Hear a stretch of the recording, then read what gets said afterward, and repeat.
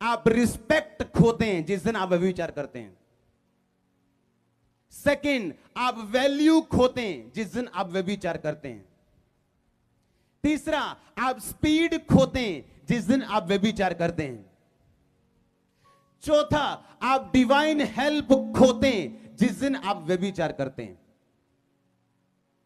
वो व्यक्ति जो व्यभिचारी है, किसी भी हाई पोजीशन पे क्यों ना हो, उसको रिस्पेक्ट कभी नहीं मिल सकती, उसको वैल्यू कभी नहीं मिल सकती, उसकी लाइफ में स्पीड कभी नहीं आ सकती। जब सैमसंग दलीला के साथ सो रहा था तो दलीला ने कहा, ए मुझको बता ना, तू कैसे पकड़ा जा सकता है, तेरी स्ट्रेंथ का राज क्या है। आप समझो दिमाग से, एक बंदा जिसको पता हो कि ये लेडी बार बार मुझे बांध के लोग बुला लेती है, और फिर भी उसने अपना राज उसे बताया। सोचो उसके दिमाग का हाल क्या हुआ होगा। क्योंकि जब आप एक औरत के साथ सोते हो जो आपकी वाइफ नहीं है, आप सिर्फ फिजिकल रिलेशनशिप में नहीं हो, दुष्ट आत्माएं भी ट्रांसफर होती हैं आपके शरीर में।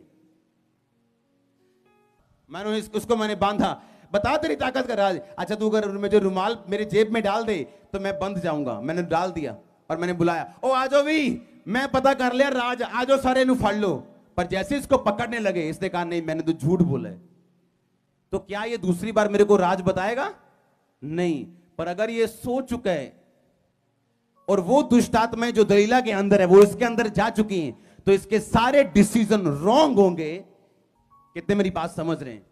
इसीलिए व्यभिचार करने वाले लोग कभी सही डिसीजन नहीं ले पाएंगे अपनी लाइफ में, और चुनौतियां हमेशा उनको निगलेंगी, क्योंकि उनकी लाइफ के ऊपर उनका कोई कंट्रोल नहीं है। ऐसा क्या हो गया सुलेमान को कि सब कुछ देख के भी वो बिगड़ गया?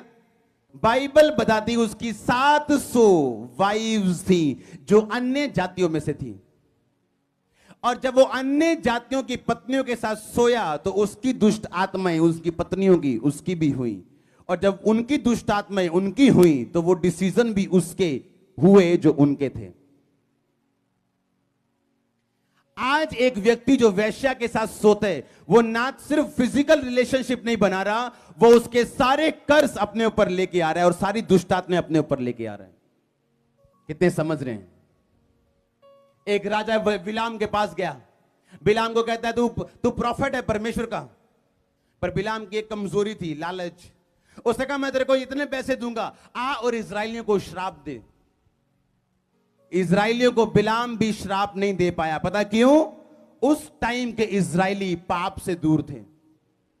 पर बिलाम ने एक सलाह दी राजे को, कहता मैं इन्हें श्राप तो नहीं दे सकता, बिकॉज दे आर प्रोटेक्टेड, ये प्रोटेक्टेड है, ये मैं इन्हें कर्ज तो नहीं दे सकता हूं, ना इनका नुकसान कर सकता हूं। पर मैं एक सलाह तुझको देना चाहता हूं, तू ऐसा कर, कुछ सुंदर लड़कियों को ले और इजराइलियों के बीच में भेज दे। तो राजा ने क्या किया? उसने सुंदर सुंदर लड़कियां इकट्ठी की, सबसे सुंदर, सबको इकट्ठा किया उसने, और सबको इकट्ठा करके इजराइलियों के बीच में भेज दिया। और इजराइली उन सुंदर लड़कियों को देख के लिखा व्यभिचार करने लगे।